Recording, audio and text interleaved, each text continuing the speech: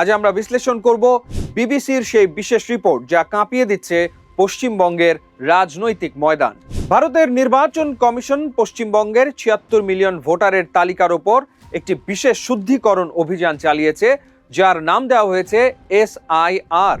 কমিশনের দাবি, ভুয়া ভোটার সরাতে এই উদ্যোগ। ফলাফল কি? পশ্চিমবঙ্গের 12% ভোটার এখন তালিকা থেকে বাদ। বিবিসি জানাচ্ছে, বাদ পড়া এই ৯ মিলিয়ন ভোটারের মধ্যে ৩.১১ মিলিয়নই মুসলিম, যা শতাংশের হিসেবে পশ্চিমবঙ্গের মুসলিম জনসংখ্যার চেয়েও বেশি। বিশেষ করে উত্তর ২৪ পরগনা, নদিয়া, মুর্শিদাবাদ এবং মালদার মতো বাংলাদেশ সীমান্ত সংলগ্ন জেলাগুলোতে সবচেয়ে বেশি নাম কাটা গেছে। অভিযোগ উঠছে, AI চালিত সিস্টেম ব্যবহার করে বেছে বেছে নির্দিষ্ট একটি গোষ্ঠীকে ডাউটফুল বা সন্দেহভাজন ভোটার হিসেবে চিহ্নিত করা হয়েছে। এই ভোটার তালিকা সংশোধনের বিষয়টি রাজনৈতিক রূপ নিয়েছে প্রধানমন্ত্রী নরেন্দ্র মোদীর একটি বক্তব্যে।